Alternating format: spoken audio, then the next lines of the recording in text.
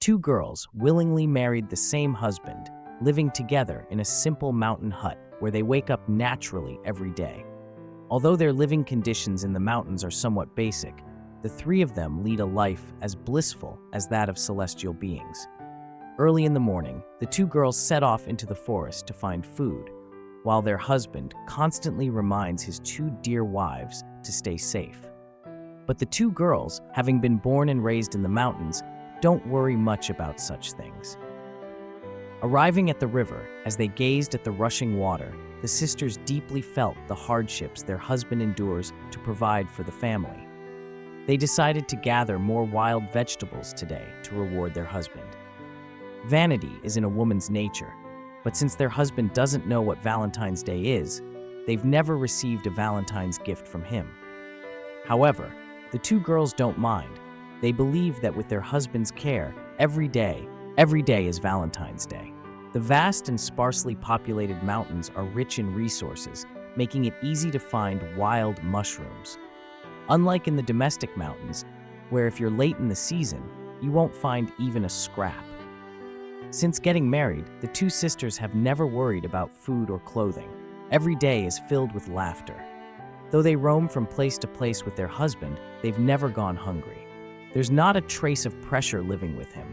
They don't know what car loans or mortgages are, nor do they have any life pressures or comparisons to make. As the saying goes, the children of the poor grow up early.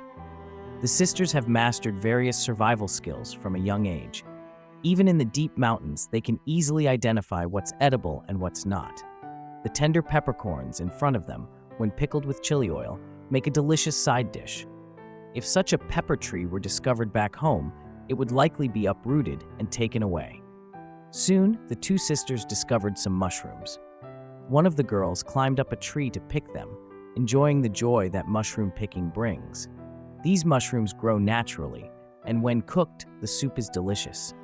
They collected the larger mushrooms, leaving the smaller ones to grow naturally, so they can enjoy fresh mushrooms again in a few days. To find more food, the two sisters continued to roam the mountains. Although it seemed like hard work, the joy they felt is something most people could never understand. When you're in the mountains and return home with a full load, the sense of satisfaction is indescribable. On the way back, the two sisters called out to their husband from afar, "We're back!" But there was no response. They guessed he had gone hunting. Back home, the two sisters began preparing lunch. Their harmony is something to be envied, thanks to their husband's fair treatment, which keeps the peace in the household. The sisters work together to clean the fresh, wild vegetables. Even city dwellers would likely envy such simple and fresh food. Their husband found a good spot by the mountain and river to settle down, where food and water are readily available. The people here have no material desires. As long as they can eat well and stay warm, they feel content. After dividing up the vegetables, the two sisters began to stir-fry.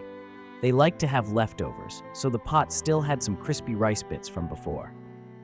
After frying the seasonings, the younger sister squeezed out the excess water from the vegetables and stir-fried them.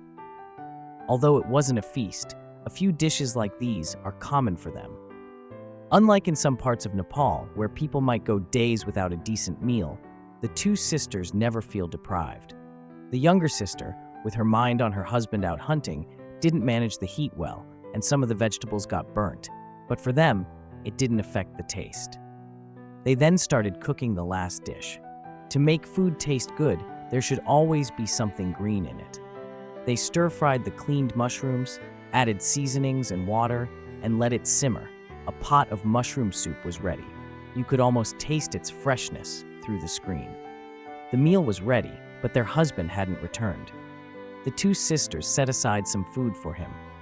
They've heard that many people back home envy their life and are fortunate to invite everyone to visit. Would you, watching from the screen, be able to enjoy such a meal?